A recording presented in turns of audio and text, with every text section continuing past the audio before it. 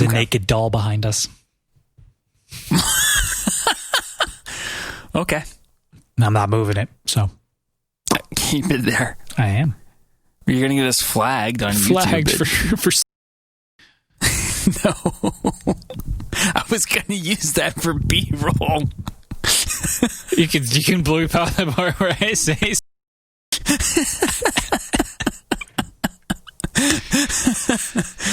that's not funny. Okay. That's a real problem.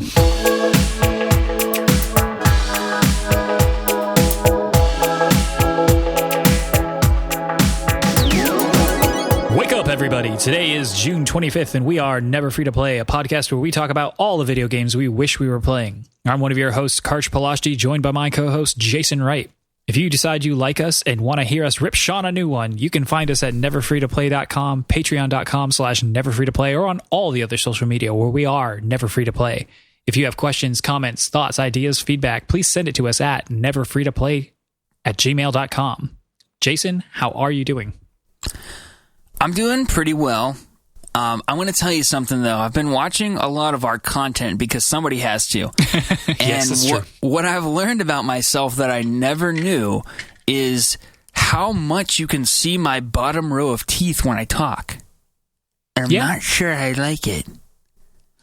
Well, now I'm going to be watching the whole time for my teeth, so thanks for that. Yeah, I really thought, because my top teeth are nice and straight, my bottom teeth look like Will Ferrell's.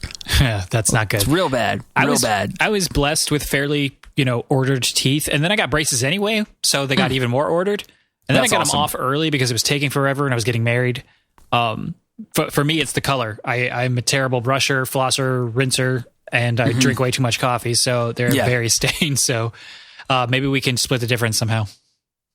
Okay. What if we can probably get Josh to Photoshop our teeth just better for the whole video or something? Or we can talk like this. Hi, everybody. It's the Grandpa Cast. I got no teeth. I like Grandpa Cast. That's what it's going to be, and once we keep doing this forever. Right. Episode 420. Dude, we do this every week. Episode 400 will be like, oh, well, hold on. A couple years from now. I mean... Yeah, it's 8 years. It doesn't take that long. Yeah, we won't be grandpas by then, hopefully, because Luke will only be 11, so... Ugh, I could be in a dystopian universe, future reality. I guess. Yeah, no, I guess. No, I guess. Not I guess. I mean, she will not be having any children, and I will not be a grandfather ever before I'm 40, but... All right, I'm scared. We need to stop talking about this. All right, housekeeping. I did a Finally Plays for Final Fantasy IX. It's up. Watch it. Like it. Lots of other people did, so maybe you will too. It's fantastic. Yeah. I am almost all the way through it, and I am really digging your narration. Thank you.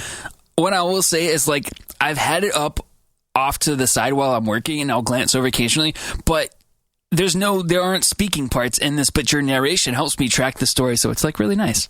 That's why I watch Let's Plays for things that don't have speaking, because otherwise I feel distracted having to watch it. Because it's like I'm watching a movie. Yeah. Go check it out, everybody. Yeah, thanks. NFTP Debates Episode 3 is up. Yeah, baby. The topic is, will there be another E3? So, Karch and I aren't going to debate it because Greg and I already did. Go check it out. It's up on our YouTube channel. And it's a pretty good one, too. That one's a lot shorter. My Let's Play is about an hour long. That's only about 11 minutes long. So yeah. Then the usual, follow us on Twitter, subscribe on YouTube, write into the Gmail so we can hear your beautiful questions and comments, concerns. Yeah, I think we should take a second right here to give a pause and let people click that subscribe button. There's also at the very top of our videos description, there is a link. If you click that, it automatically subscribes you to us. So we'll just wait, give it 2 seconds. Boom. Okay. So thank you for subscribing. Welcome to Never Free Nation, baby. Never Free Nation. That's right. We are the Never Free Nation. And speaking of the nation, what do you guys want yourselves to be called? We need a name for our lovelies that isn't lovelies, because I'm going to get restraining orders if I keep that up too long. Karch is going to get us flagged on YouTube. I'm going to maybe get us flagged for a different reason because while Karch will call you lovelies from now on, I'm going to call you NFers. So, welcome all the NFers of Never Free Nation. The lovely NFers. Ooh, the lovely NFers. I really like that. It's classy and dirty. Yeah. Got a couple shout outs this week. First, thank you, Josh, for our, what do you call this? It's a video banner thing? Yeah, I don't know what you'd call it. It's like a background template. Yeah, but it's for the video and the clouds. If you've ever seen it before, they're in the shape of controllers, and now they actually look like clouds instead of just like white pasted controllers. Right. Which, no offense to Jason, he did his best, but this is just even better. I'm really bad at it. We're going to have to get Josh to do some more stuff for us. Mm-hmm. Hey, Josh, welcome to the family of people who do free things for us because they're our friends. Maybe one day we'll be able to pay you.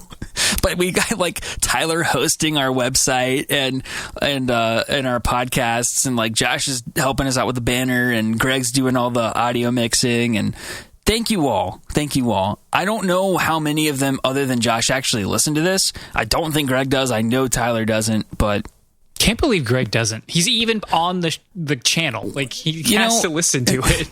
He used to listen to all of a lot of podcasts, but he doesn't really have a commute anymore. He lives like 7 minutes from his house, and he can't really listen at work because he's on the manufacturing floor all night. So like He doesn't really have any time to listen.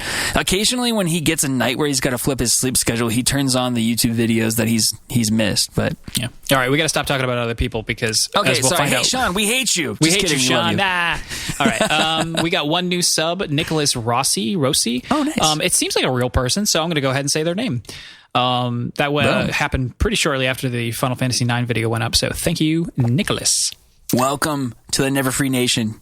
You lovely NFer. You lovely NFer. All right. We got nothing wrong, even though some people say we did. I don't want to give them any credence or the time of day for that particular correction. So we're going to move right into the news, which we didn't discuss beforehand. But at the top of the dock, I have Mixer is no mo.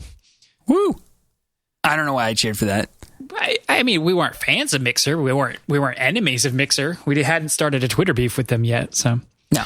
But yeah, kind of out of nowhere. Well, not kind of out of nowhere, completely out of nowhere, because there were no rumors that I knew of. And unfortunately, even the employees, at least this is the report, the rumor, not rumor, but this is what people are saying, is that a lot of employees didn't even know this was happening until it was announced, like, on the major news sites and on Twitter itself. So yeah, Microsoft is going to dissolve Mixer.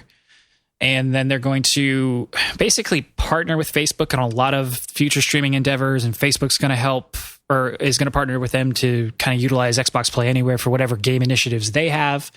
They've promised lots of things like, oh yeah, we're not going to give them their information, and we're not going to take information from Facebook, and it's going to be just basically one company using another company's services and vice versa. We'll see how that plays out because Facebook sucks. And, a lot of times so does Microsoft, but we like them a little bit more because we like Xbox. So. Right. And kind of a couple interesting folds to this story is that Microsoft had recently went out of their way to start like the exclusive streamer wars. I think they were really the first ones to offer big time streamers large contracts. Like we're talking like $20-30 million contracts to come stream exclusively on Mixer's platform. So their two biggest are Ninja and Shroud. And I guess Facebook said that they're more than welcome to come over to Facebook Gaming as a streaming platform, but I don't think they're not holding them to those contracts, and they're not actively pursuing those partnerships. So I think those streamers are kind of free to do whatever they want, be that rejoin Twitch. One thing to note there is that Ninja reported his concurrent, I guess, streamer count dropping by like 10 million per video moving over to Mixer. So it does very much seem like people are ingrained in their platform. And I think the writing was kind of on the wall for this because here's a quote. I didn't write down the article, but it says, even as more gamers were confined to their homes amid the global pandemic, Mixer's 15% growth in hours watched in April from the prior month lagged behind its gains at Twitch and Facebook and fell far short of the 45% growth for overall streaming sector. So that's according to Stream Element. was where the data came from. So, Microsoft had seen other gaming properties such as Minecraft and Game Pass subscription service see larger percentage increases during those stay-at-home orders, and I think they probably just realized that this is not something they're going to be able to compete in. Yeah, and it like to your point before with Ninja and what was it, Shroud? Mm-hmm. Yeah, so Ninja's was reportedly like about 30 million. I think that was known. Shroud's wasn't as public, but the rumor was that it was very close to, it was a comparable amount basically, and they both got paid in full. Like they didn't just take what they had and left. Microsoft paid out their entire contract. Wow. Which again, good on them. Right, $30 million for not even a year, I don't think. Yeah, not a bad year. It's crazy. I mean, not quite what I make, but not pretty quite close. Yeah. One other interesting thing to note here is that Microsoft will be bringing Project xCloud to Facebook Gaming in some capacity.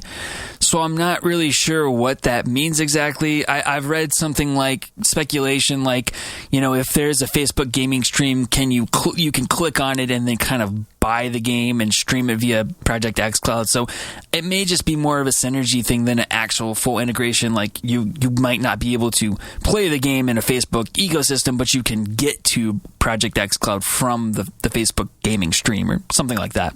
Yeah. Future's wide open. Twitch dominance is going to be here for a long time, though, it looks like, which, I don't personally have a problem with because I don't really do a lot of Twitch viewing for the most part.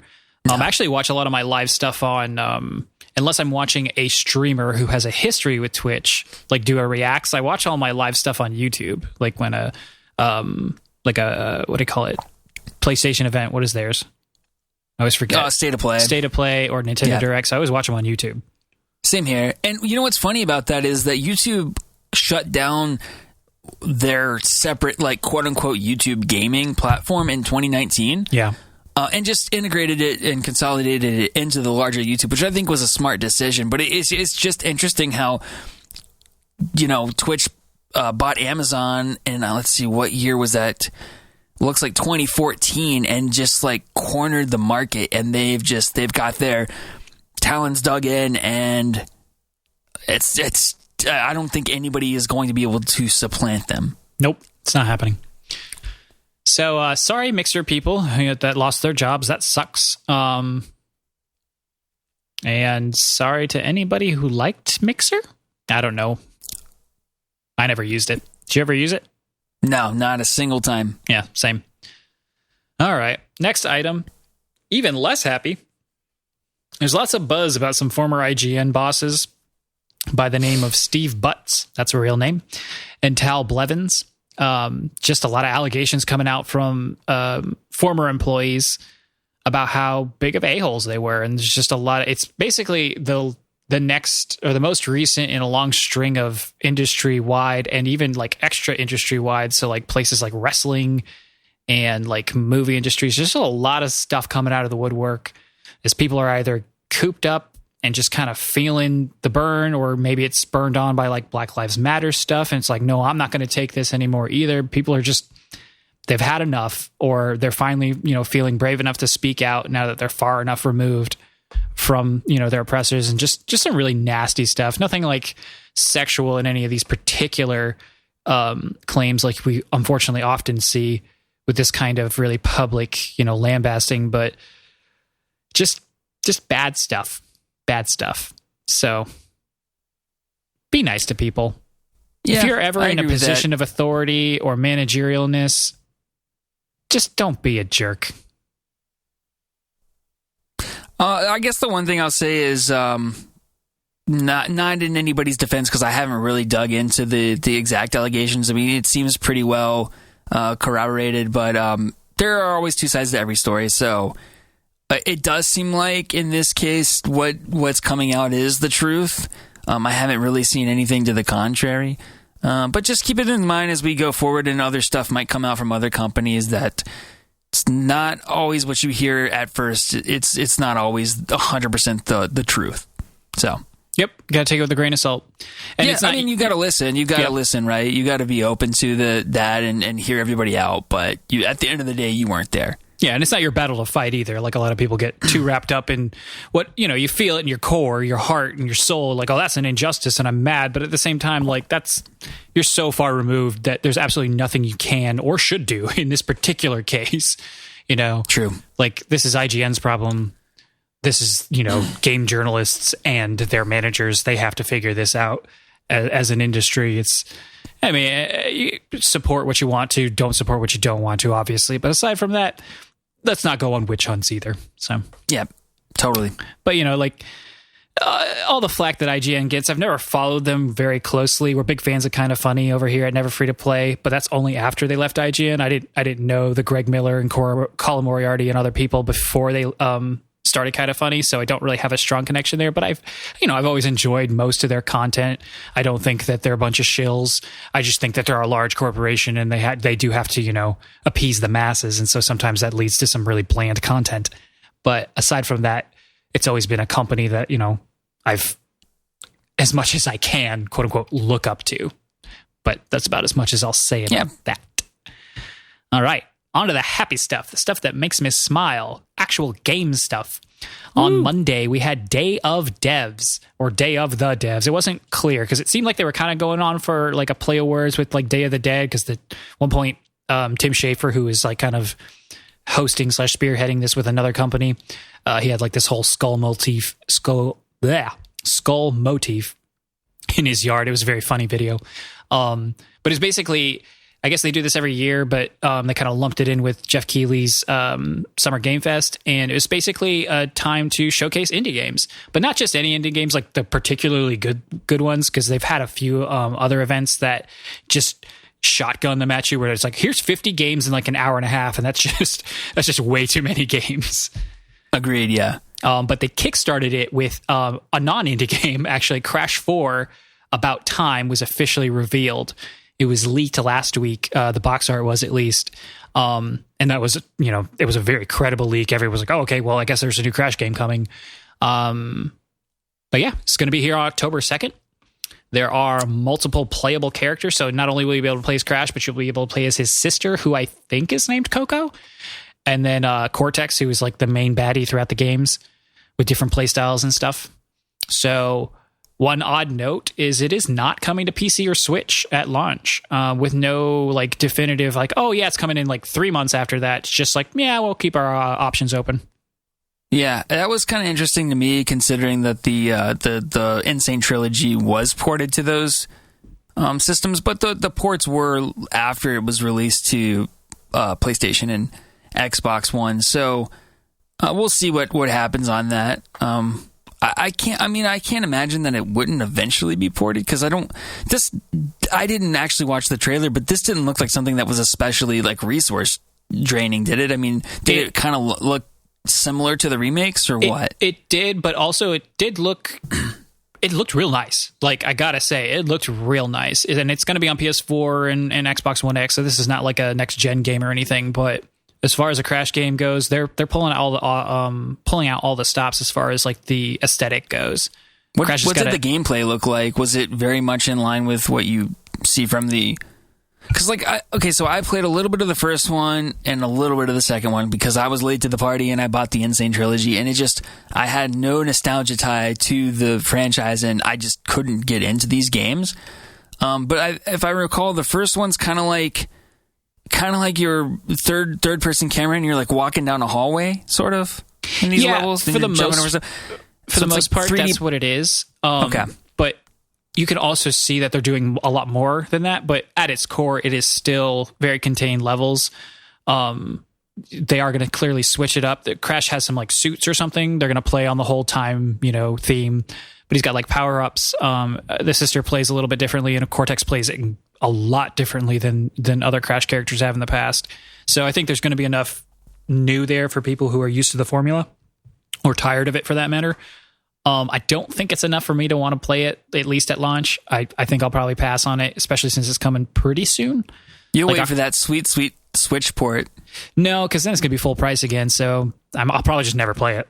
Yeah. Well, and it's pretty close to Tony Hawk, if I'm not mistaken. Well, no, it's not. Tony Hawk's September, right? I mean, October 2nd is real close to September. Hold on. Release We're not made of money, date, Jason.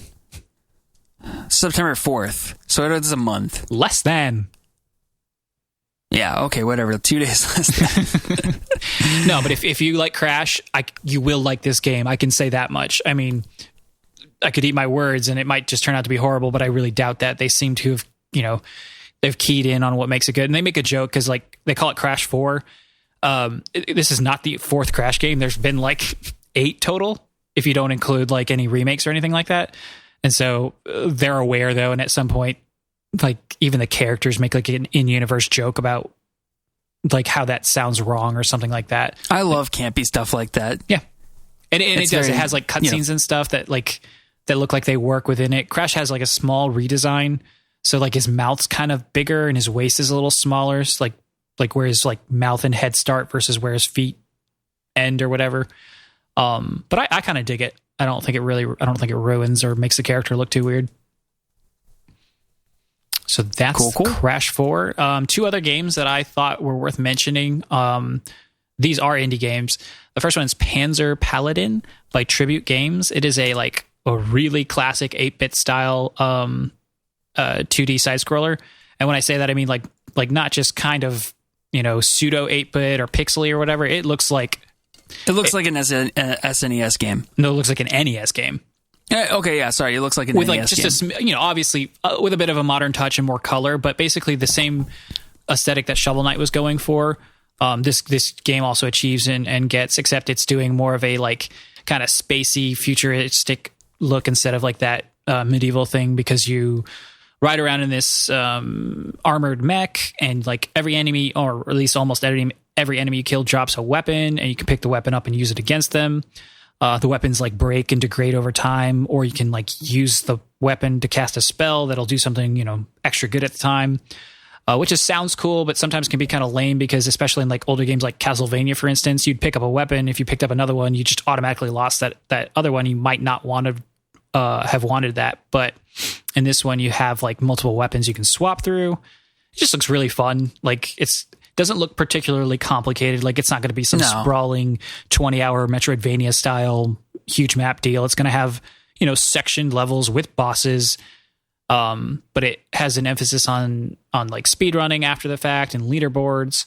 And because it's so focused around weapons, it also has an option. Sorry, go ahead. I was just going to say it's really interesting that they have a speedrun component, because the character looks very heavy and weighted and kind of slow. Speedrun That's might my be only the criticism of what I saw of it. Yeah, it did. It's clunky like an NES game. It was some of them anyway. Some of them are fast, but a lot of them did just have that kind of like trompy, or not trompy, but sort of stompy, like and that's exactly what it is, because it's like a mech.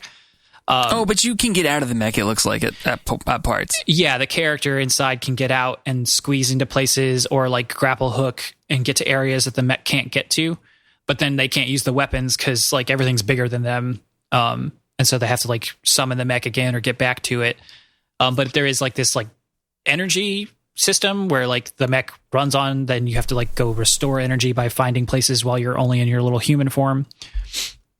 The coolest thing I saw was that, because it's so focused on weapons, it does have this option at some point that you either unlock or whatever to make your own. And so like you get basically like a design board, and you can just, draw the pixels yourself. And so it had things like they were like wielding a fish bone, like a fish skeleton as a weapon.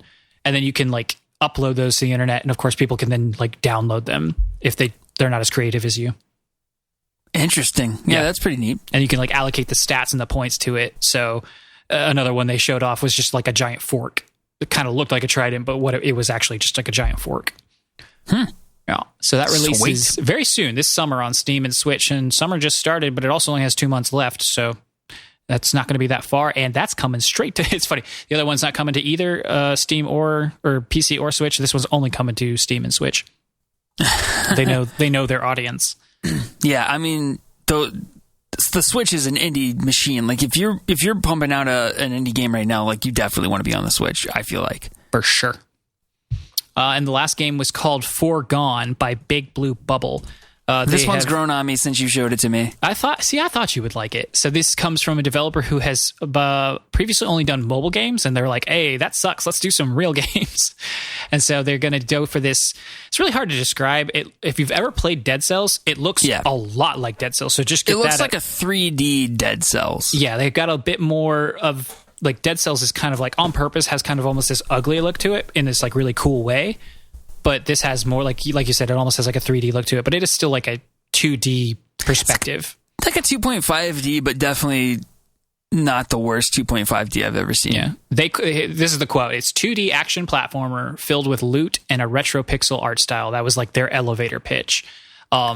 They reference Dead Cells, Diablo, and Castlevania as inspirations. Seems you could definitely see that. Oh yeah, for sure.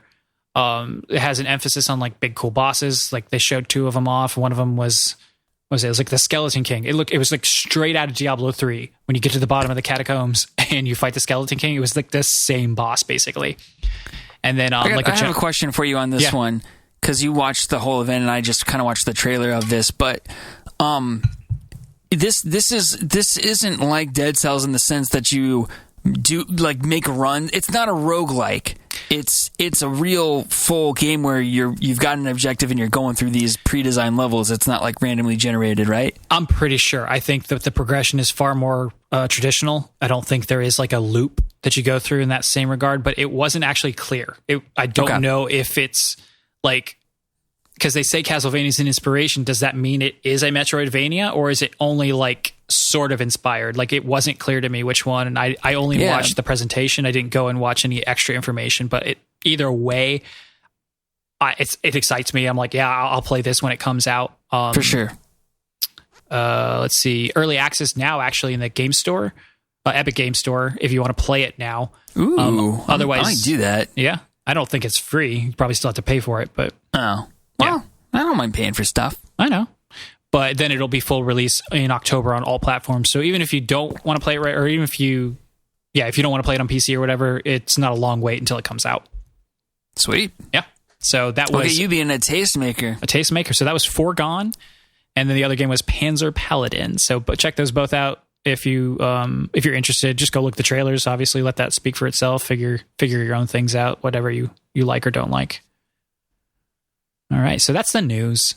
It was a very heavy news week, but like I just didn't want to cover it all, and it was awful, like clearly very depressing news at the top anyway. So not as many game reveals as I would have hoped, but we're going to talk about something here in a sec that was kind of revealed today, sort of. Yeah. And what we wish we were playing. So we are never free to play, and we have a lot of games that we want to play, but we can't. And sometimes there's games on the horizon that we wish we could play that we know we're not going to be able to.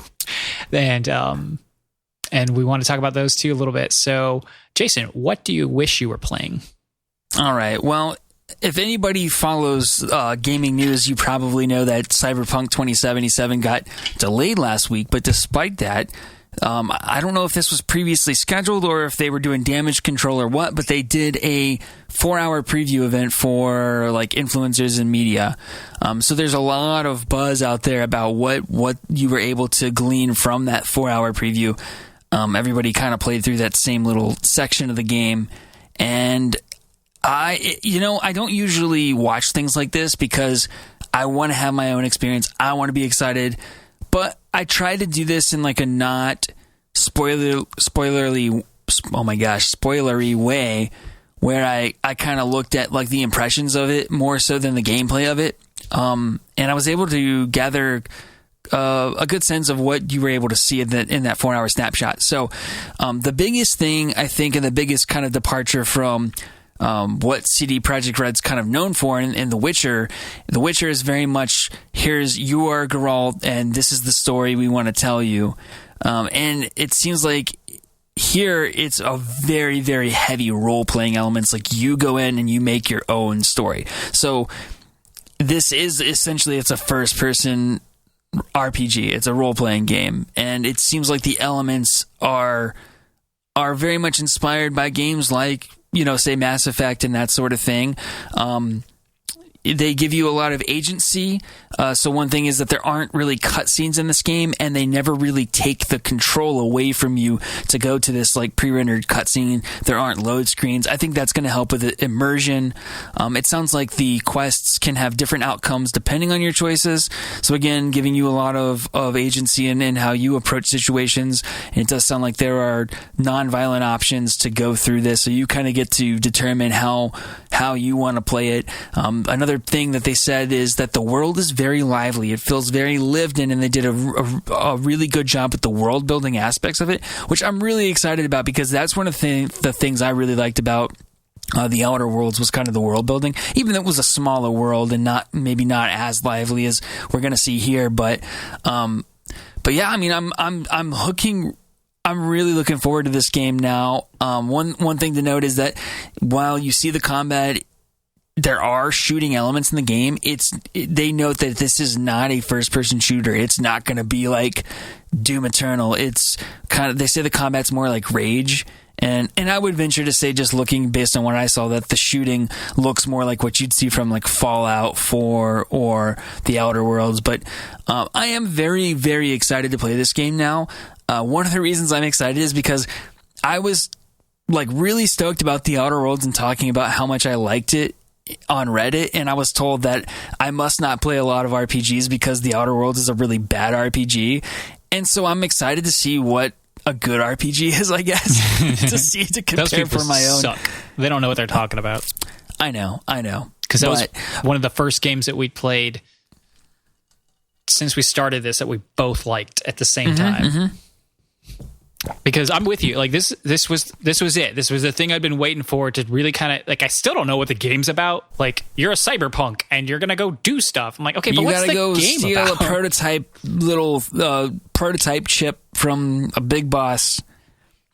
But like, how does that play out, and what does the loop look like? And I feel like I still don't get that, and that's fine. I'll wait. But like, I started to get a taste of what some people, and like, it's funny because this is the first real taste we've seen. I know there was like another demo they showed like an E3 or two ago, but I don't know if it was very much a vertical slice though. Right. And so like a lot of people saying like, oh, this game's going to be amazing. I'm like, you didn't know that until maybe today.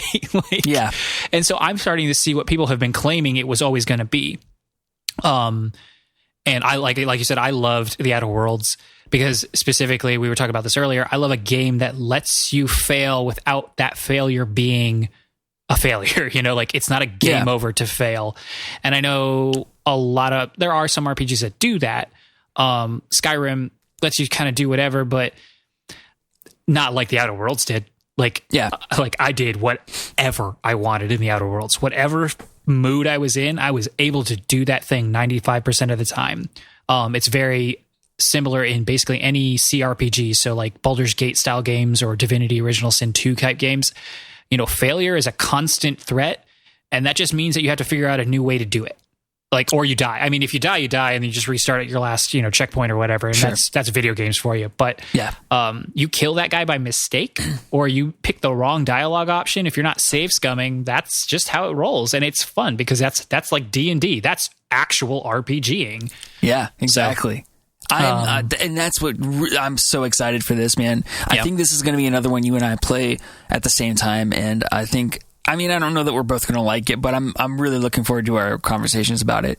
Yeah, it is first person, which so is Outer Worlds, but Outer Worlds is a lot shorter. I don't know if I'll be able to do the whole game like that. I just because I'm gonna want to play Melee, and I just wish like maybe for Melee they could just take it into third person, because Melee just is superior in third person. Like I've just still never played a good first person Melee game except for kind of VR. What about the rat game you and I play, Warhammer? That's fine, but it's pretty fun. It is. It's fun. That's a fun game, but that doesn't mean like the melee combat. Like, give me God of War levels of like feedback in first person is what I'm saying, and I haven't seen anything like that ever in a game. Sure. So if it's out there, please tell me, and I'll take a look at it. But otherwise, we'll see. But I'm excited now for the first time. I'll still let you buy it, and I'll mooch off your copy. But totally. Yeah. Anything else that you're excited to be playing or wish you were playing that's out now? Well, a little more of The Last of Us 2 than I was able to get to, but we're never free to play, right? I mean, Tuesday I recorded with Greg. Wednesday I played with Tyler. Thursday I recorded with you. Friday was date night. I felt really bad about ignoring Lauren all week, so Saturday was like editing/date night, and then Sunday was Father's Day, and we did D&D, so it's like I just haven't had time to get back and sit on the PS4 at all. So, wish I was playing that, but I haven't.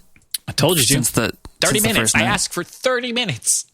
Well, I was going to do it today after work, and Lauren was napping on the daybed, and then I was like, I'm not going to wake her up. I'm just going to join her in this nap. I'm Jason, and I'm so fancy. I have a day bed as well as an evening bed.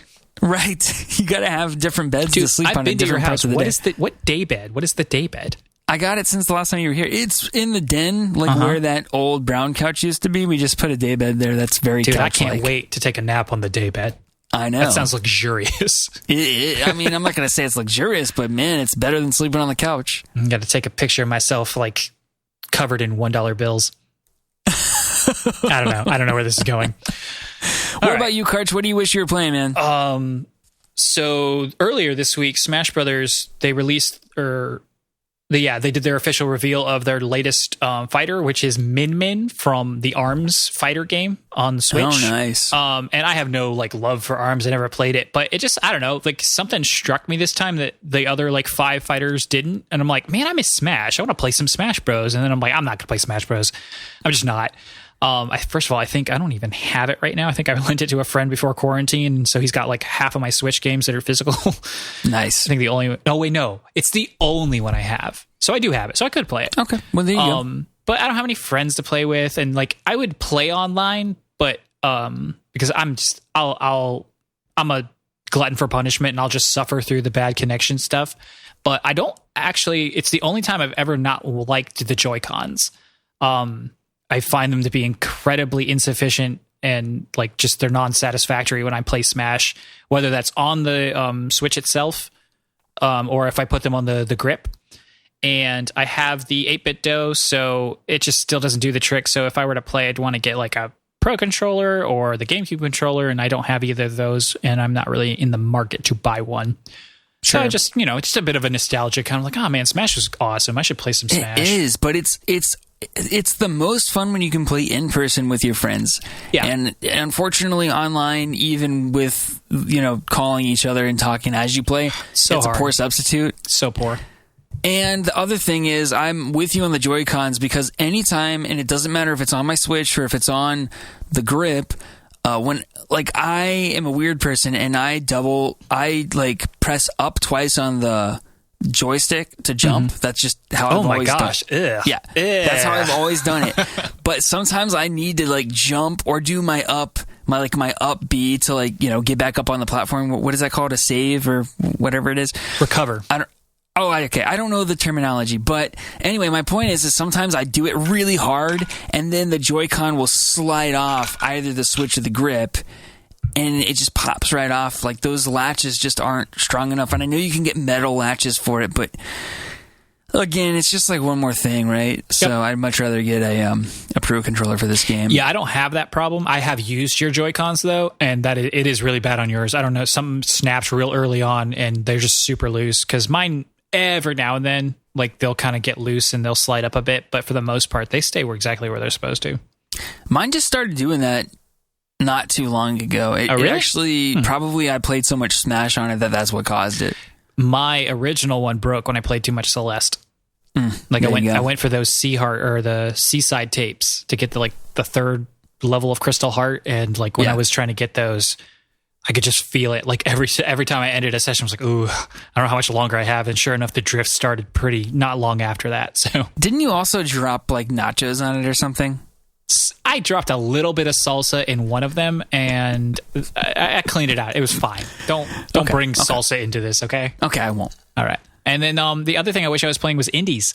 I watched that Day of the Devs thing. I was like, man, I miss indies. I miss good indies. And there's a lot out there. We were on an indie kick there for a while. Right before we started the podcast, we played The Messenger and we played Katana Zero. And 2019 was kind of that's all I played for the most part. I played a few ports and stuff. I didn't play a lot of new stuff though. I played a lot. Well, I mean, new like AAA stuff, but I played a lot of indies. Like you said. Well, I loved indies because I could roll credits on them because they're only like 5 to 10 hours. That's I'm part like, of yeah, it. this is my jam. But like, it's a delicate. Every hour you add to a game past like 20 hours is a very delicate balance. You know, like why am I still playing this?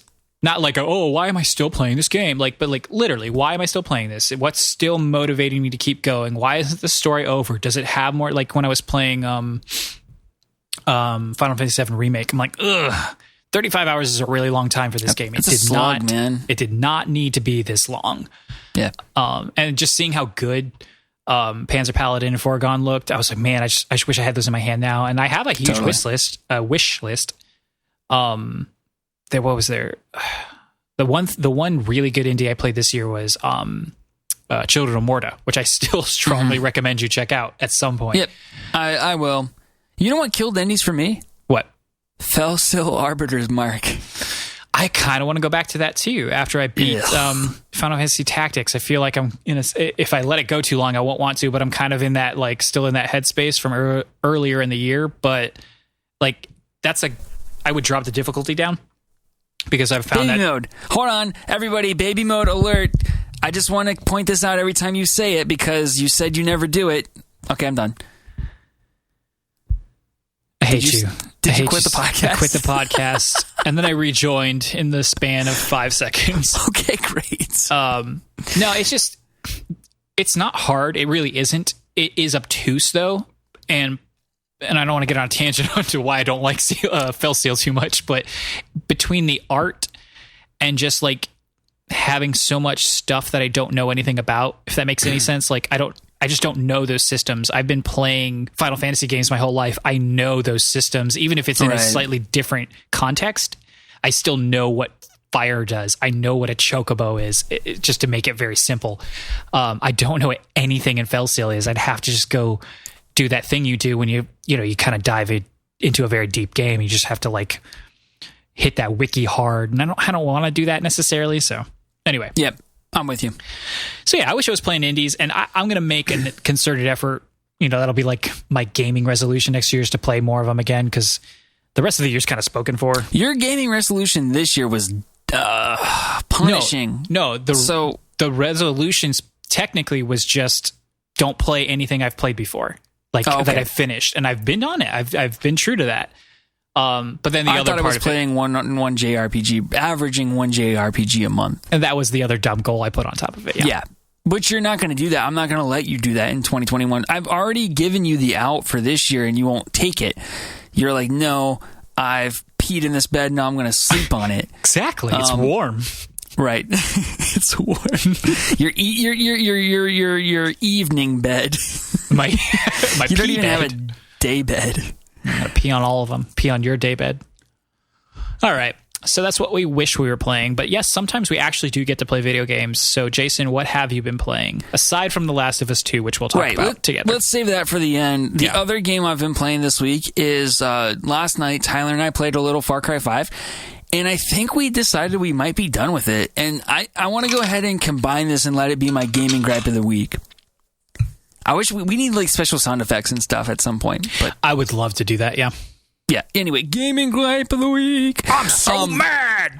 Oh, there you go. We can make up jingles or something as we go, but not right now. I'm too mad. I'm too angry. Okay, so in Far Cry 5, the way that it works is that there are, I'm not going to go into like the whole story, but essentially you are trapped in a what do you call that? Commune? Commune. You're trapped in a commune, like a whole big community. It's not just a community. It's like a whole little place. It's like an area. It's like a valley. Think valley into mountains. I don't know. Whatever. It doesn't matter. Town? Yeah, it's like a big town. Yeah. Okay. So, and within this, there are different regions, and each sibling of this weird cult family like has a region, right? And so, in order to encounter that mini boss, you have to trigger it by getting enough resistance points in that region.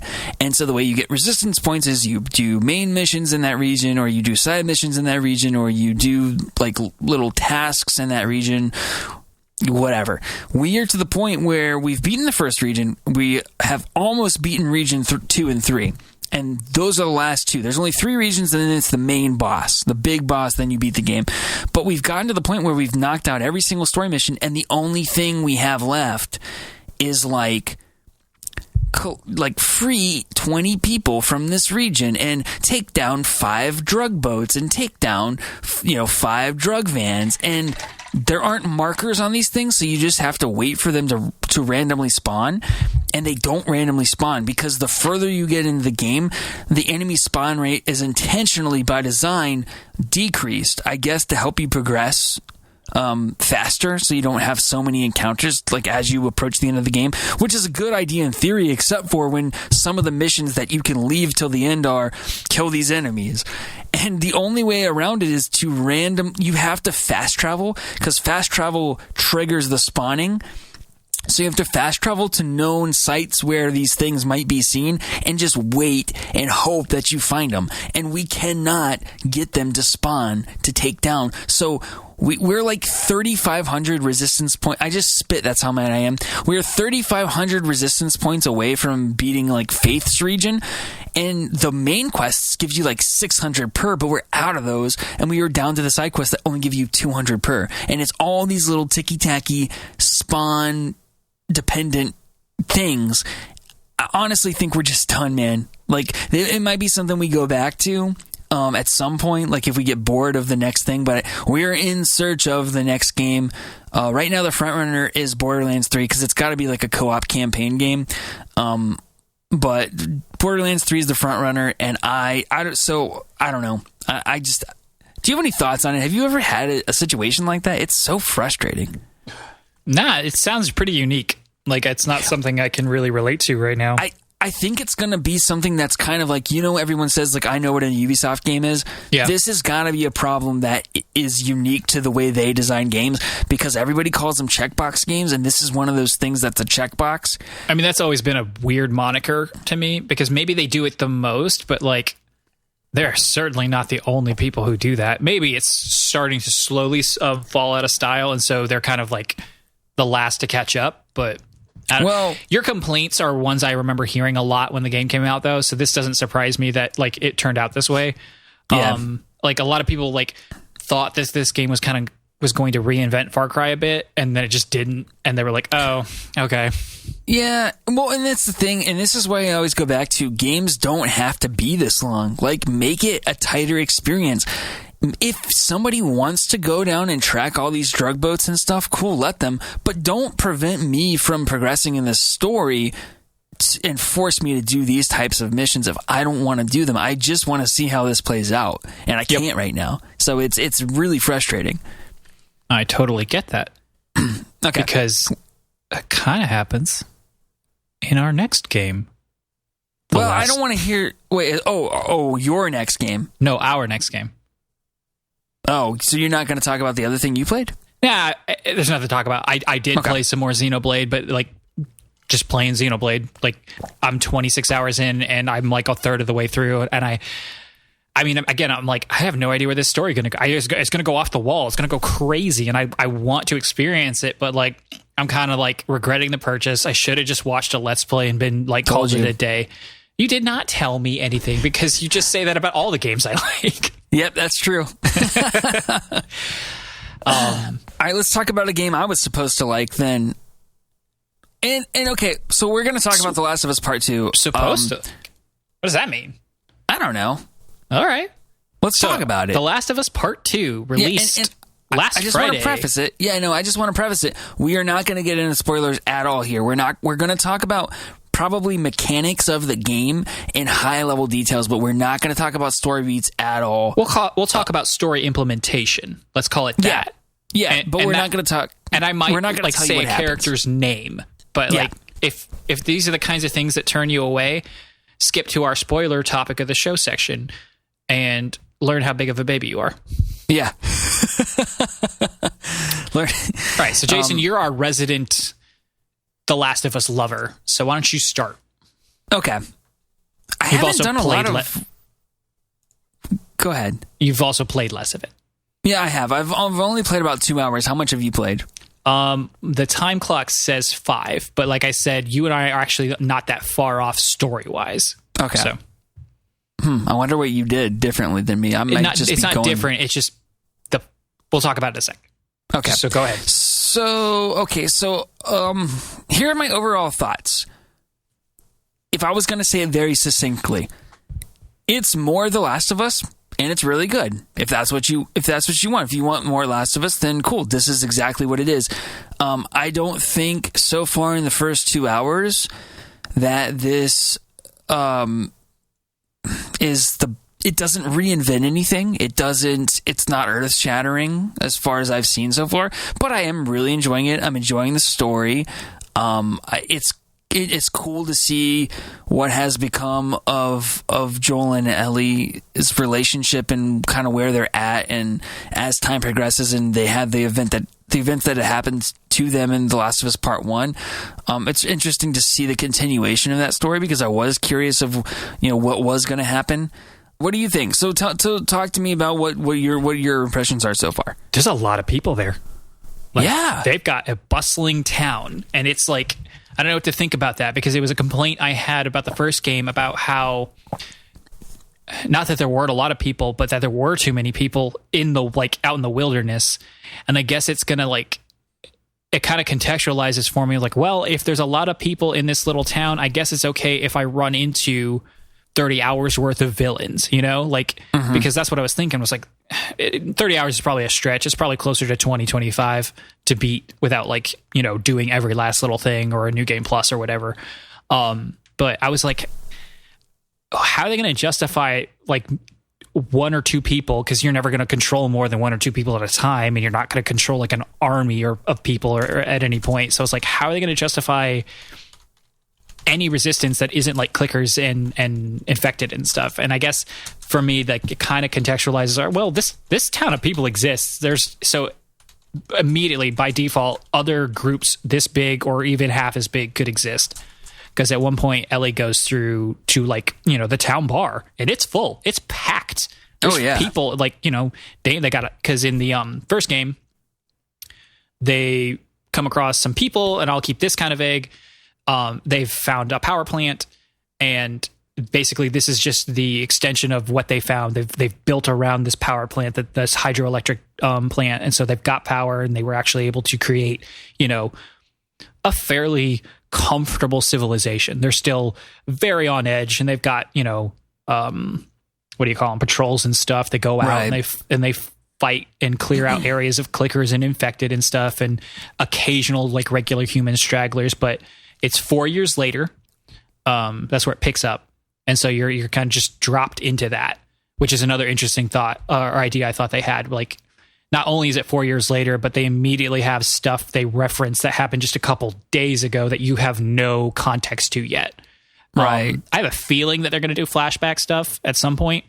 Probably. Between, that kind of fleshes that out, the important parts, but we'll see. Do you think they'll do it Uncharted 4 or is it 3 style, where you go back to young and you actually play through the flashbacks, or do you think it'll be more cinematic stuff?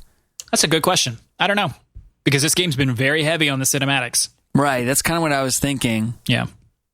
Up until up until the last couple hours, I was like, this is a walking sim, through and through, with a couple segments of action in the vein of, Last of Us third person action, but it was just a walking sim, and that's all it was.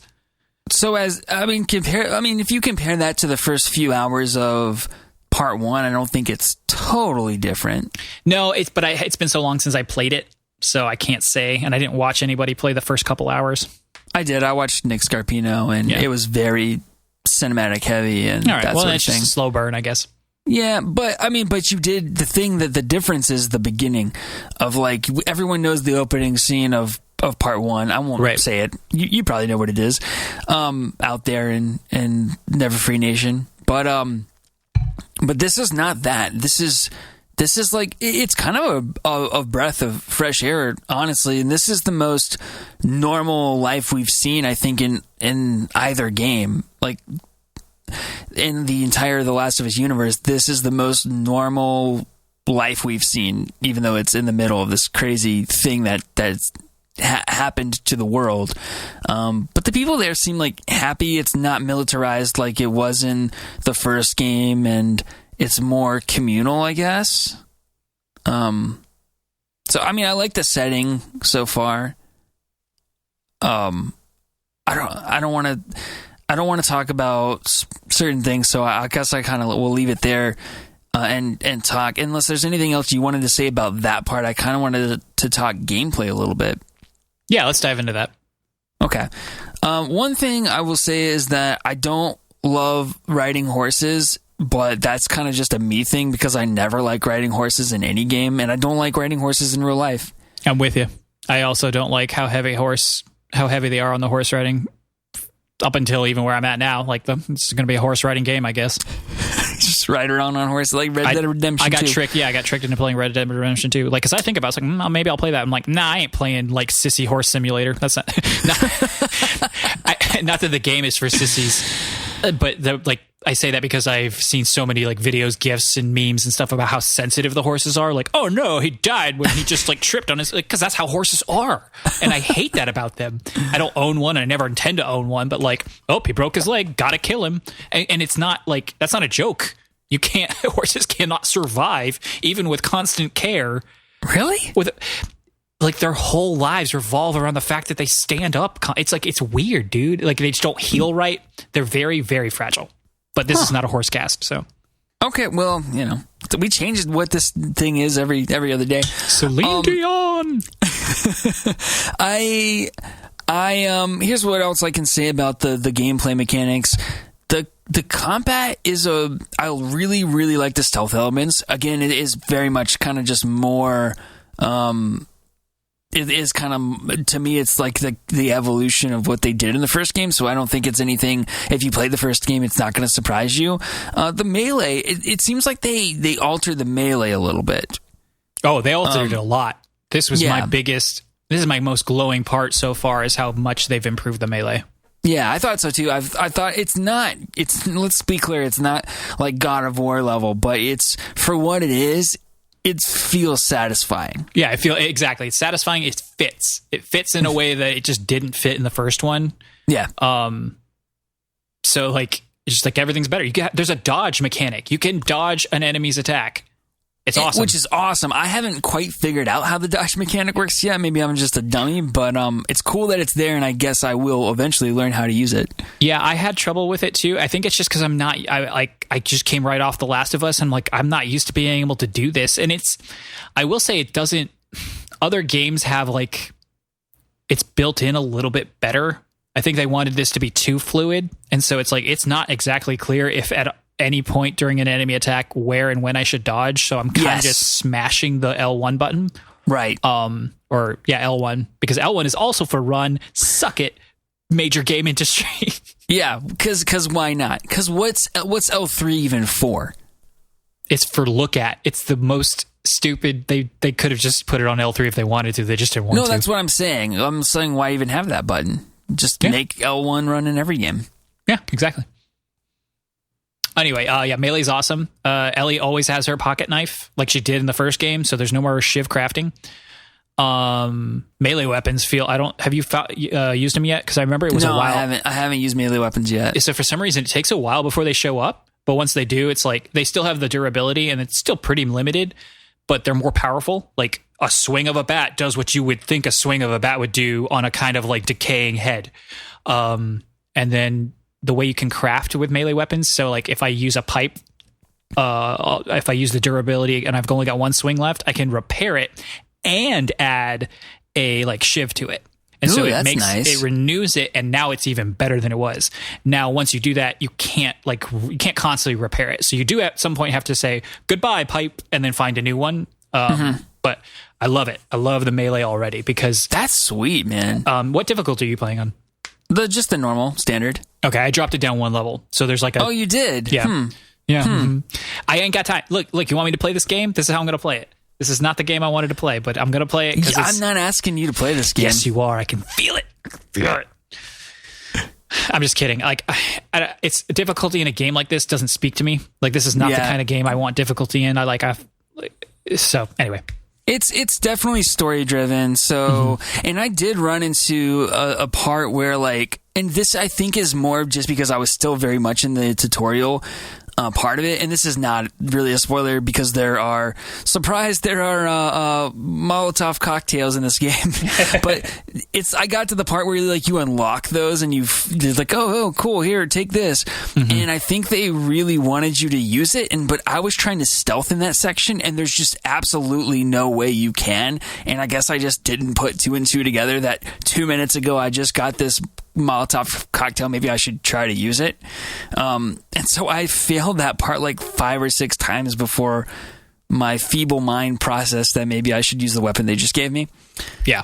But that's how I am in these games because there are survival elements in it. And I'm like, well, what if I need it later for like a bigger horde? There's only 5 in here. So I think those limitations will probably not be an issue as you progress in terms of the difficulty. I think they were really just trying to show me something. And speaking of like by design forcing you into a certain play style, I didn't feel like the shooting was great, but it wasn't bad, but it just wasn't great. Just much like in the first game. And I'm wondering if that's just intentional to kind of like force you to be stealthy, force you to use melee, that kind of thing. Stealth takes so long. Like, it's really effective. Like, it's super effective. And I was listening to some impressions who are like, oh, man, the AI is so smart. I'm like, I haven't seen it yet. So I don't know if that's a difficulty thing or if they were just hyping it up. Because I find that as far as, like, their range of vision and, yes, their patterns, like their walking patterns might be a little bit more complicated. And I find that at least at this stage, the ability, like the listen mode where you can see people through walls and stuff, I find they've nerfed that a bit. So it's not nearly as useful as it was. Of course, I'm coming off of the end of The Last of Us Part 1, where it was at like the best it could be because I upgraded it because it was so good. Like, oh, if I can see where they are at all times, there's nothing stopping me from like doing this quote unquote correctly. Sure. But yeah, it just takes so long. Shivving a guy, like there's an actual upgrade for like silent takedowns because like it takes a long time to kill somebody because every single time it's a knife to the throat. Ellie makes a really stupid face, and then it's like, okay. But I kind of forgot where I was going with that. What were you talking about? Oh, how the shooting's not bad, but not great. Right. No, and I mean that was true of the first one. I don't think it's any worse. I don't think it's any better. Like the shooting is just what the shooting is. Well, and I guess the reason that kind of stood out to me is because of the combat. The melee got so much better. So I was like, well, this feels like the shooting's the same. Right. This game has a lot of verticality. That's something they've added. I don't know how much you've seen of that yet. None, really. Really interesting. For some reason, I thought they add like you would have by then. Maybe like, a little. Just, like previously, you would just have to like kind of look behind a thing and maybe you see like a hole that you can crouch through. You can go prone now, so you can crawl on your belly, which adds a whole new layer to both combat and exploration because there are things that you can't get to unless you crawl under it, which is hard to get used to because it's not always clear when you're allowed to go through things. Like you can't tell if that's just a really well crafted like background thing or if that's like a hole I can squeeze through or crawl under. Yeah, I ran into some of that too, where I would get stuck in some buildings and it was like, oh, you're supposed to go in this hole in the ground. I'm like, oh, okay, well. Yeah.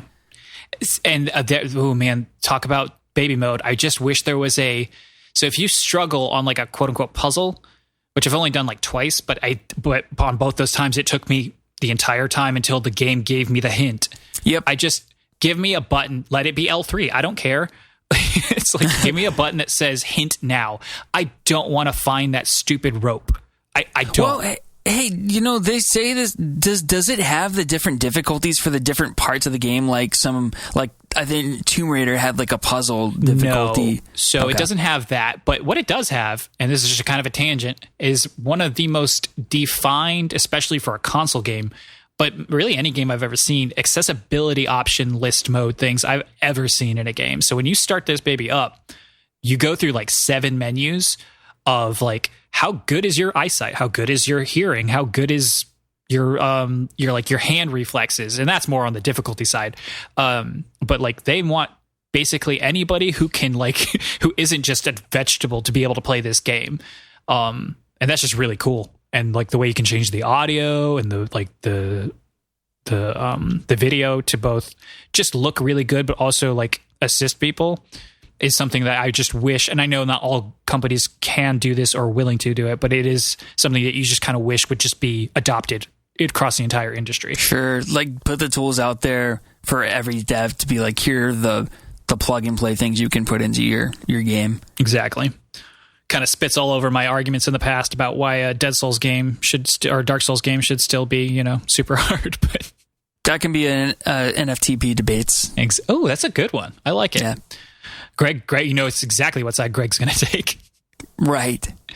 Let's see. I'm looking at your notes. Let me look at my notes. Yeah, look at your notes. I noticed you're in my notes. Get out of my doc. I just wanted to follow with you. Oh, so there was this is a really well-made game. Like, I am surprised about how much, even right now, we're talking about it. I'm like, I want to go play. Like, I got to get up early like I do every day, we're not going to be done for about another more hour before I can, take the headphones off and go to the room. But, like, I want to play more. Like, I wouldn't say I'm like hooked, but I am intrigued. Like, I'm like, where is this going to go? Like, yeah, I was spoiled on one significant part of the game. But aside from that, I don't know. I'm thinking I have been spoiled too by a really like interesting source. What was it? And I'm not going to say what it said because I don't even want to know if it's true. Sure. But as I was entering YouTube tags in, I have this thing called TubeBuddy, which helps suggest like commonly searched for things. And it suggested some things that looked like story beats that I'm not too happy about. So. Oh, that's the weirdest way. Yeah. I think it was a Twitter thing because, I never used to be on Twitter until we started this venture. And so now I'm on Twitter all the time. And I caught it in a comment and I've never seen it since, not since I started playing anyway. And I've seen that spoiler a few more times. So I know it's a thing, but where was I going with this? Oh, right. Even with the spoil, like I'm in. I think I'll make it all the way through. I think I do want to see this through. This is not going to be my game of the year. I just know that already. And you're inspiring some confidence in me because, and I was excited about this game, and don't get me wrong, I still am. But I don't know. I guess it was just so hyped, and I don't know what I was expecting. I'm not let down. I don't want to put it out there that I'm disappointed. I feel like it's the logical evolution of The Last of Us, and that's what I always should have expected, and that's what we're getting. I don't know what I thought was going to happen. Well, that's because you didn't play it again. You didn't play it recently. You have played probably hundreds of games since you played the first one. And so maybe it's just that this looks very much like I remember the first one. It's like that weird paradox thing that your brain does where you remember it better than it was. Like when I first booted it up, I actually thought it looked bad. For what it was. Like, not bad. Obviously it looks good, but like the faces looked weird because like the faces do look weird. And why can't we get hair right? Hair is hard. Hair is not easy. For goodness sakes. But like the more I played, the more like my memory started kind of like phasing out and I was no longer putting that into the game. And I was like, no, this is better. It still looks weird here and there. Like Ellie's face looks weird. Joel's face looks weird. Like people have weird looking faces. Funnily enough, the most real looking person is Dina. Like, I don't know why. I just think she is. Like, I think it's like, that's the most human looking character in this game. Like they just got it perfect with her. But like the environments sing like this, like they don't have to be this good, but they are. And so it's really nice to see and talk about like, you're going to get to a city eventually, not a huge, spoiler. You go through cities all the time. And even though it's only 4 years later after the outbreak and the outbreak's been going on for 20 plus years, this city's overgrown in a totally different way than the other ones you might have passed through. And like, it's just kind of really like, for a lack of a better term, breathtaking to see their interpretation of nature taking over and like what that looks like when society crumbles, like, the theoretical society crumbling. It's really cool. It's really well done. They nailed the environments and the backdrop. They got it 10 out of 10 on that front for sure. But a lot of 10s for this game. And I'm like, okay, sure, I haven't finished it, and we'll see, but I don't get it. I just don't get it. Well, and you said that about the first one, so I did, yeah. like, yeah. But honestly, hearing you talk about it, I'm excited to get more into it because I think I'm very much still in the tutorial part of it. You are. It's a long tutorial. Like I only like it's not an obvious tutorial, but when you look back, you're like, oh, that was just like the prologue. But it was like a 4-hour prologue. It was a fun prologue, but it was still a 4-hour prologue. And that's the thing when I was looking at because I wanted to title the video and put tags in there appropriately. So I was looking at like walkthroughs of the game, and they'll outline the chapters, and I'm like, man, I really thought 2 hours would have gotten me, and especially for like the place that I stopped in the story seemed like a logical stopping point for a chapter, but I didn't even get to the end of the first chapter. So no, that's why I kept telling you to play like 30, just play like 30 more minutes. I'm sorry. I know. Never free to play. I know. Because I thought so too. Because we stopped. You played it the night before I did, and then I played it the next night. We stopped at the same part the first time. I was like, "Where are you?" Oh, okay, we ended on the exact same spot. And then I played a little more the next day, and you never did. And I was like, "Oh, okay, I get it." Because I was in the same boat as you. I was like, "Oh, that seems like a end scene." Right. Exactly. Yeah. But if you thought you were going to like this game at all, check it out. Yeah. Drop the $60 on it. Do it. Time will tell how good this game is. There's so much more to talk about, especially just surrounding the conversation surrounding the game. Have you been keyed in at all on like a lot of the negativity surrounding it? No, because I don't want to be spoiled for it any more than I already may have been. Sure. And I wanted to play more before I checked out other people's impressions. Okay. Yeah, because so many people, for a lot of different reasons, some of them just like they wanted a different game. Some of them are more bigoted. Some of them are just, I like to hate things, and so this is what everyone's hating, so I'm going to hate it with them. At this point, it's been almost a week, so a lot of people have finished it. But at the time, a lot of people hadn't, and so all you had to go off of were some really, really glowing reviews that just they sounded too glowing, and a lot of jokes have been made because this one publication is like, it's the Schindler's List of video games, and so okay, I did see that. Oh my goodness, that was so funny because it's like in the very same article, they're like, in a world where games are like John Wick. I'm like, this game couldn't be more John Wick. It is John Wick, but with Ellie and zombies. Like, that's what this game is. It's not slow and artsy. It's well done. And I would love to, I want to go into detail more, but like, what are video games as an art form versus other mediums and, in their own vacuum. We won't get into too much of that, maybe next week, but topic of the show next week. Topic of the show next week because I love video games and I think they are an art form. But they are not movies. And that's as simple as it gets. They are not movies. They might be better than movies sometimes. They might be worse, but they are not movies, and movies are not video games, and they both accomplish things that the other can't. In the same way TV and movies aren't the same. Sure, yeah, agreed. And so it's just a totally different medium, one that evolves constantly, mostly based on the technology and less so on the creative forces behind it. I mean, that is there too, obviously. And more so in a game like this, where, yes, it looks prettier and it plays a little bit better, but for the most part, this is just more Last of Us. It is the continuation. Exactly. Yeah. Do you, last thing before we move on, do you think that the sequel was quote unquote necessary? Like, what was your first thoughts when they said, hey, we're going to make another one? I mean, I'm of the mind that sequels more often than not, and not just in video games, you know what? Video games may be an exception where sequels can be better. Almost always, in my opinion. Yeah, but the thing is because this is so. I know you just went on a thing about how movies are not video games, and totally agree. But at the same time, this is so story driven that that if there's a sequel, there has to be a great story to back it up. Yeah, and so in that regard, I worried about the sequel, but I worried that can never live up to the original. Yeah. Pretty much the same thoughts here. Like, you clearly wrote a contained story, and maybe you had a piece of this in the back of your mind about what it could be, even from the beginning, but you didn't have it written down until at least a couple years later, And then you liked it enough to really follow through with it. Like, Sure. they didn't do this if they believe in this project. You know, they didn't make this for money. Like, Right. Sony didn't hold a gun to Druckmann and Naughty Dog's head and said, make another one. They could have just made another Uncharted if they wanted money. Not that Uncharted's bad, Uncharted's great. But, you know, but at the same time, it's like, but why? You know?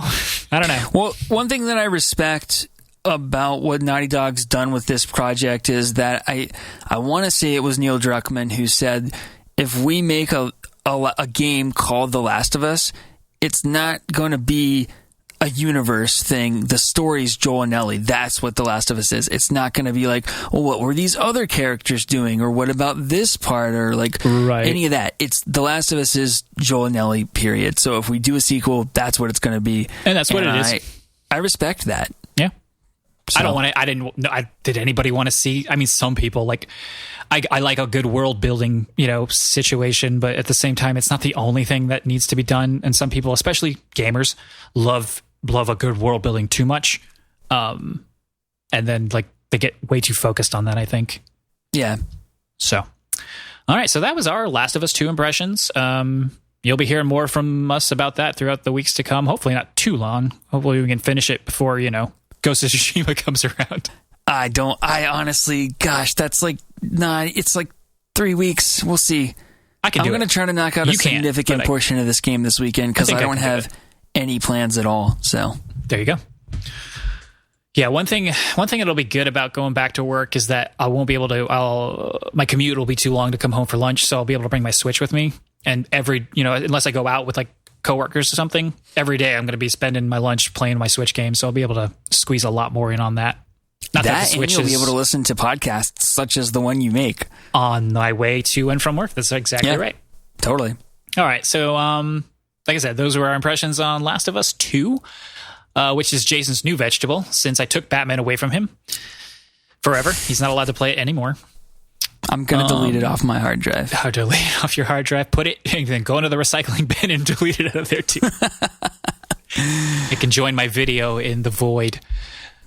Jason already had his gaming gripe of the week, so you know what? I'm going to save the topic of the show for next week. Really? It's not a short one. I mean, if you want to dive in, we can, but we got Sean's question. You're right. And it's a good question.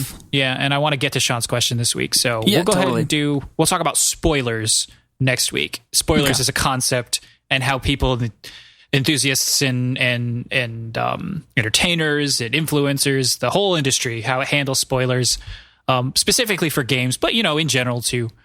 I thought it was pretty timely, especially considering this game was leaked significantly in a way that games are almost never leaked. I haven't seen a leak this bad since, funnily enough, Rise of Skywalker, the last of the sequel trilogy for Star Wars. Which I didn't see. You know what's funny though? I feel like I'm really good at avoiding spoilers because I haven't seen that movie still, and I still know absolutely nothing about it. I mean, that one actually wasn't as bad. I feel like people were more gung-ho to get this game spoiled than they were that movie. I read them on purpose because I hate what that series became, so I didn't care anymore. Can that for next week because that's... Okay. All right, I'm sorry, not to cut you off, but I want to talk about that. Sometimes I just keep talking and talking and talking. All right, so listener questions. Josh was busy helping us out with that banner, so I'm sure he was too busy to write in, but Sean found the time. And he says, I've got 2 questions. One of them's just a joke, but we'll get to that joke in a bit. But the first question is, as I listen to a lot of hype around CD Projekt Red, I'm reminded a lot of Bioware from the early 2000s. Great time. Especially in how some fans view them. What are your guys' thoughts, and what would you say they could do to avoid mistakes Bioware has run into?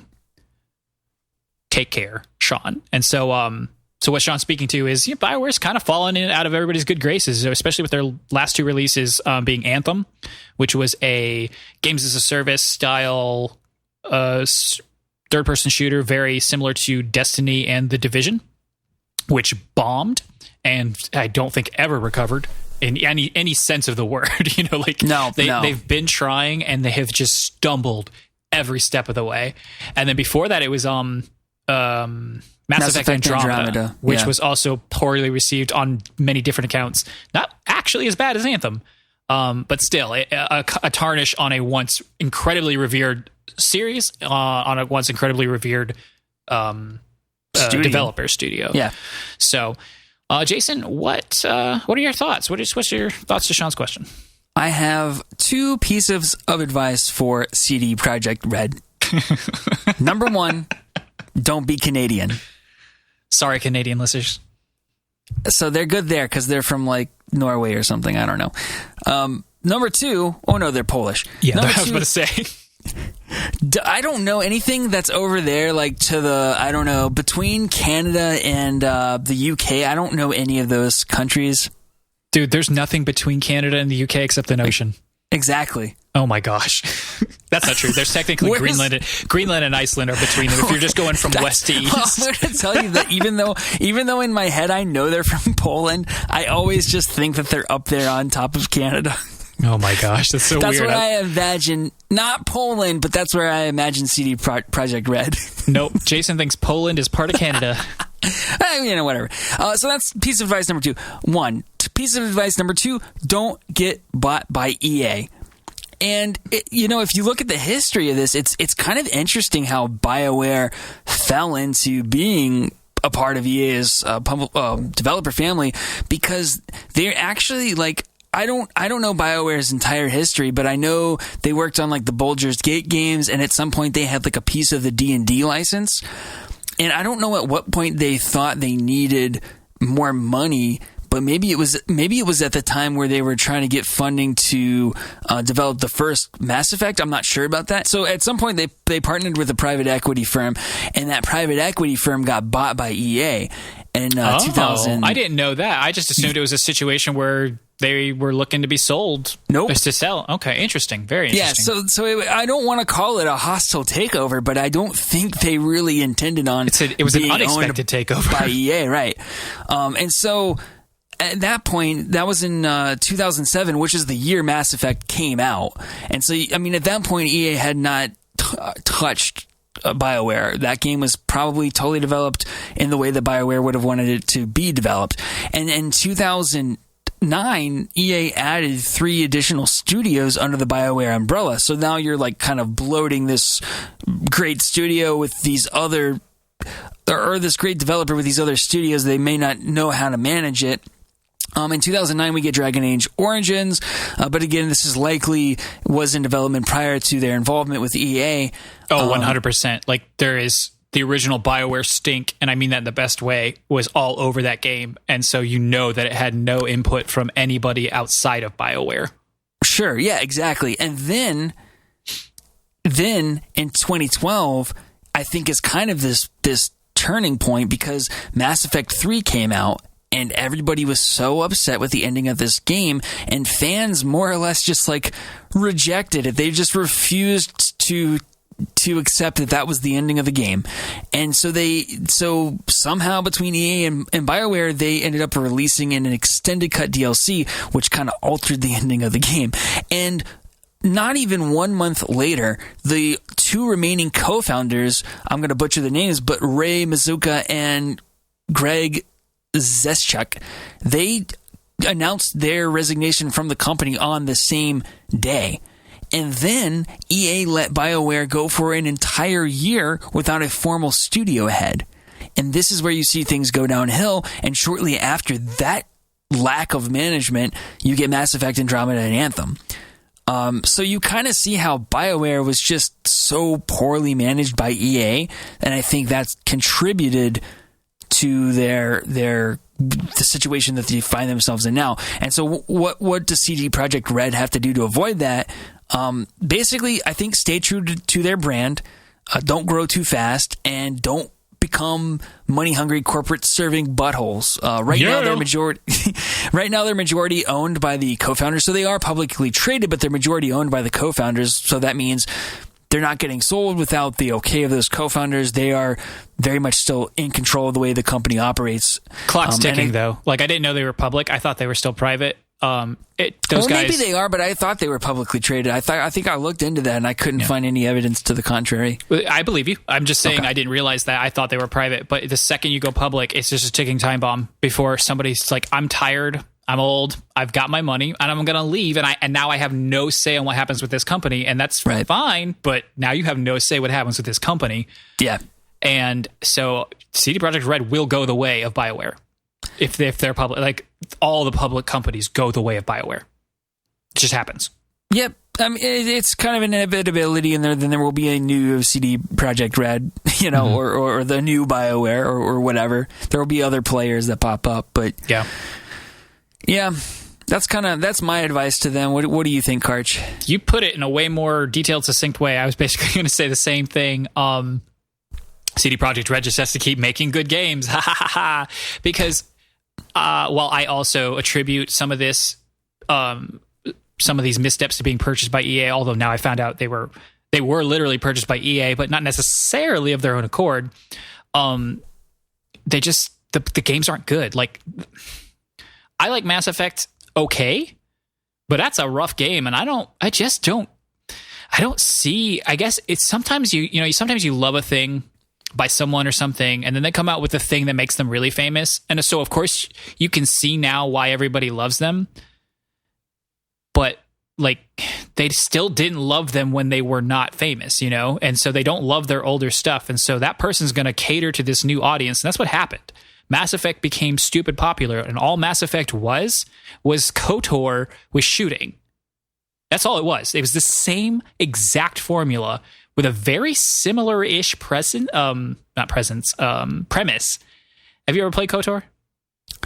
Not a lot of it, but I've dabbled. Okay, so KOTOR, Mass Effect, Dragon Age, the first one especially, because I've only played the first one. They all follow this same pattern. Here's an intro. Here's the grand story. You're going to have to go to these 3 to 5 places, and you can go to them in any order. And the first two, it's planets, and the next one it's just towns. But you quote unquote get to pick and like people just go gaga for this, and I don't understand. Like, I get to pick the order I do things. I'm like, you sound like a petulant child who's just fighting the system for no reason. Anyway, but it's funny though. That didn't save the Outer Worlds, but continue. Right, it's a very similar. No, it didn't. And it's just the same. They use that formula too many times. And like Mass Effect I like 2 a lot better than 1. I never finished it, and I never played 3 at all. But I heard about 3. The game just stopped being good. And I think you pointed out the co-founders leaving, and I think before that, even a lot of the people who weren't necessarily co-founders, but they were definitely creative leads would leave, and some of them would come back and then leave again. Like, I don't know the full history there, but I know that the talent that existed and in their quote unquote heyday no longer exists there in the same capacity.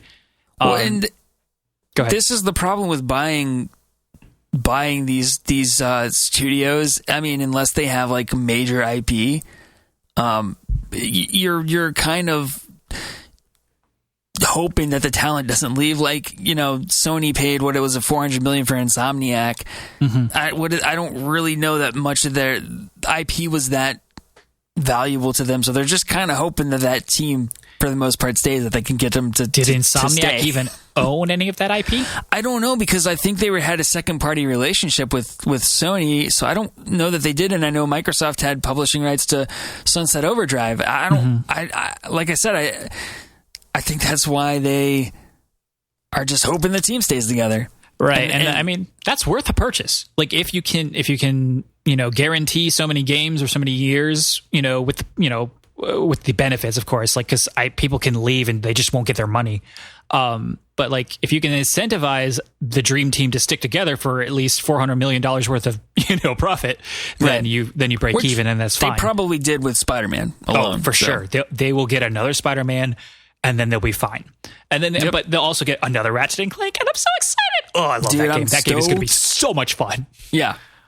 Anyway, so yeah, don't be bought by EA and make better games, because so far CD Projekt Red has made none of those mistakes. Exactly. They're up there in Poland. That's just kind of east of Canada. Like, I just get this feeling that exactly east of Canada. I just get this feeling that BioWare isn't making things they want to make. Like something about Anthem says we are devoid of passion right now. I'm not saying that parts of that game aren't well made, although parts of that game are not well made. You know, like it was buggy on release. Aside from the jetpack flying, mech suit stuff, people just don't like the gameplay. They don't like the way the game is designed as far as balance and reward and progression. So like it kind of reeks of, we didn't know what we were doing. We didn't really want to do it in the first place, but we got too far in. If anybody has not read Jason Schreier's expose on what happened with Anthem, I very much recommend it. It's a long read, even for like an internet article, but it is worth it. It's at Kotaku when he was still there. It was about, I don't know, a year ago or so that he wrote it. Friend of the show, Jason Schreier. Friend of the show, Jason Schreier. Haven't started that Twitter beef yet. They also got pretty much forced into using EA's Frostbite engine, and I don't think that it sounds like that wasn't really optimized well for a game like Anthem. You know what? I would be way more lenient if that was the only problem. But like from what I've read, while that might have been a problem, they also had a lot of tools to fix it. And like it doesn't excuse. So just to go into that article really quick, basically what's revealed is what we know as Anthem today was pretty much made in a year. Like for all intents and purpose, that game was developed in a year, and it shows. Like there was some groundwork, but they waffled on that so many times. The name alone wasn't the name until like days or weeks before it was revealed at E3. They had shirts with the other name printed on it, and then they changed it to the last say. It's just a mess from start to finish. Yeah. And like whatever the cause is, it's probably so many things, but like those problems clearly are not plaguing CD Projekt Red. They are doing what they want, and they are doing it well on their own timetable, as evidenced by the second pushback, and who knows, maybe a third. We'll see. Yeah, I mean, and they're self-publishing, so they really answer to nobody. So even if they're public, they've got, like you said, they're owned in such a way that, and they're self-publishing that they are their own masters still. They own GOG Gaming. I don't remember what the acronym is, but it's basically a PC store platform thing. I did not know that. If they don't own it, they have a large stake in it. One of the two. That's cool. And they're very, they sell their stuff on there, obviously. They are very anti-DRM. So if you don't like that and you've never checked it out, Steam has no qualms with, things like Denuvo and stuff. But they don't do that. They don't sell games that have that kind of stuff in it. I mean, I'll have to fact check myself on a couple of those things, but that's, for instance, Jared Petty was always talking about that on other podcasts and stuff as to why he supports them so much and buys his games from there whenever he can. Just a little aside.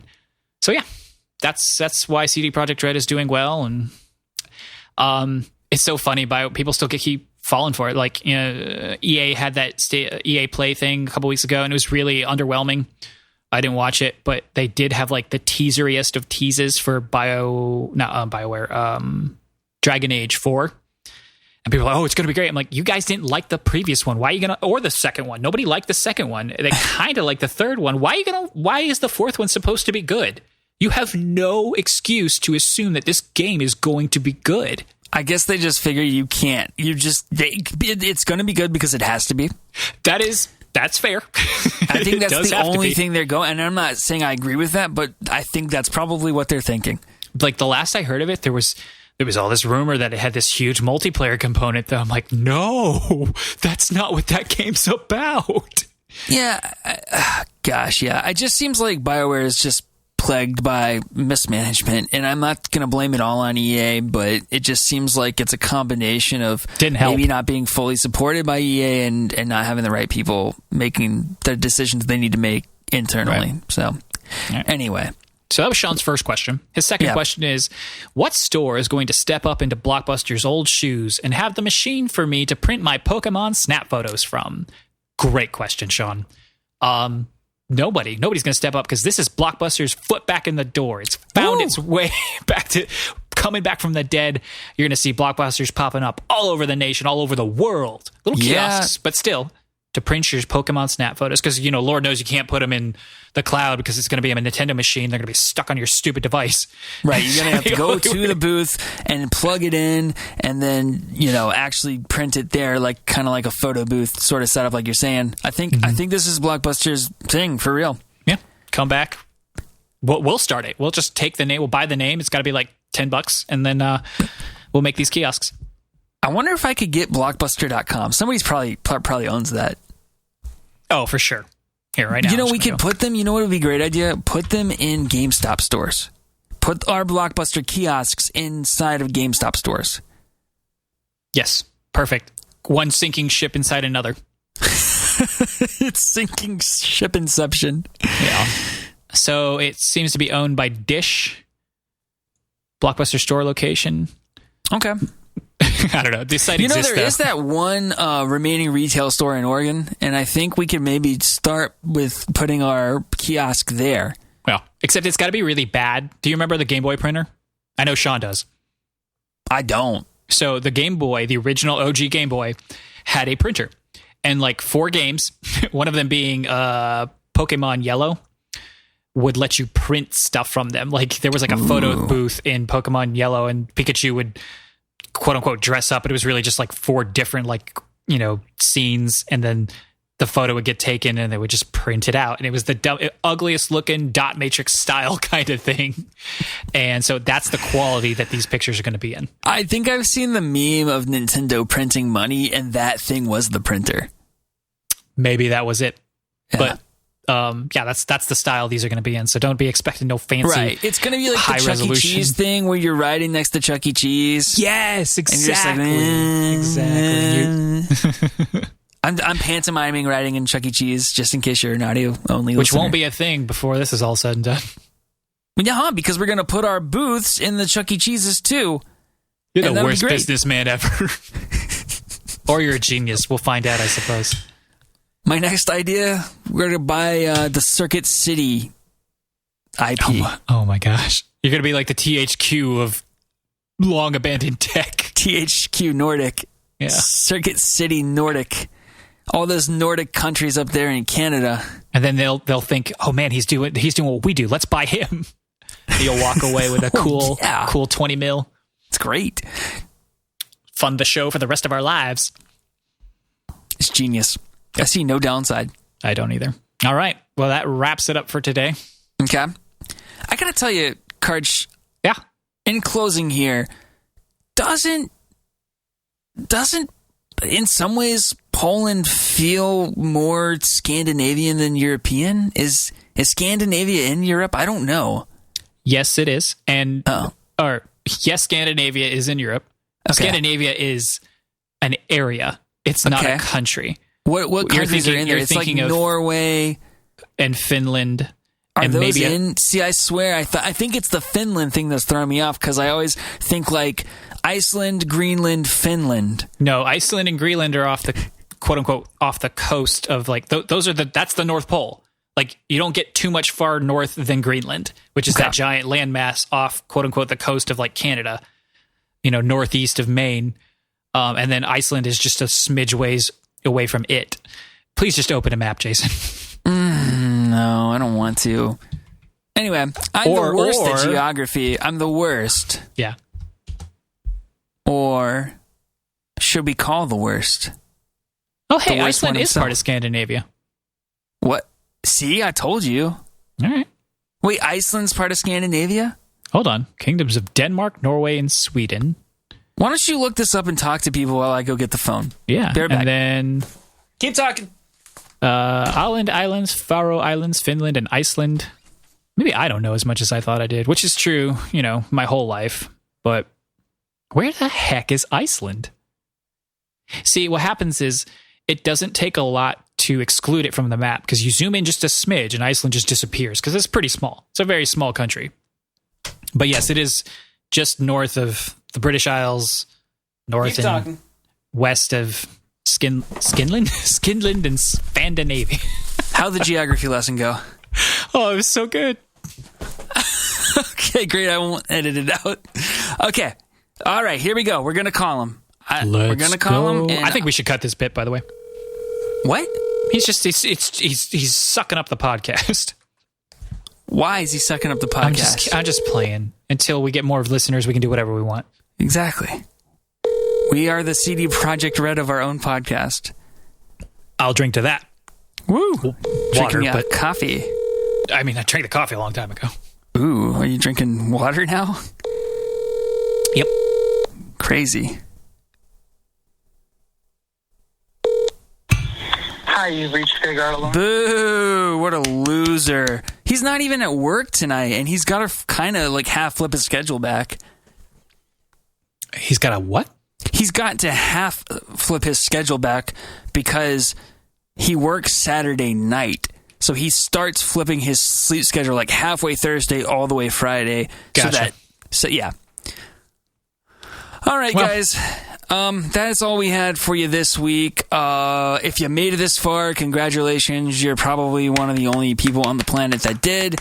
But if you're still listening, that means there's a spark between us, and you want to join the Never Free Nation, and you want to become an NFer. And if you do, go ahead and click that like button, click that subscribe button, subscribe to us on YouTube, check us out on all major podcast services, follow us on Twitter. We are at Never Free to Play. You guys have a fantastic weekend. We will try, but we are never free to play.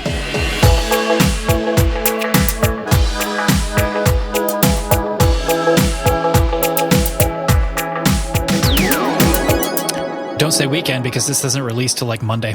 Oh no. It's fine. Just don't say that next time. I totally messed it up. But was my cadence at least better? Yeah, I didn't notice like nothing like I wasn't paying super close attention, but I wasn't like, oh, that felt weird. Okay. Cool. All right, hey, end I think it was a here. good episode, man. I liked it a lot better than last week's. Really? Yeah, I didn't like last week's episode. Oh, I thought it was pretty good, but I'm not saying it was bad. I just didn't like it. Yeah, no, that's fair. All right, let's stop. Let's stop it all. Stop it,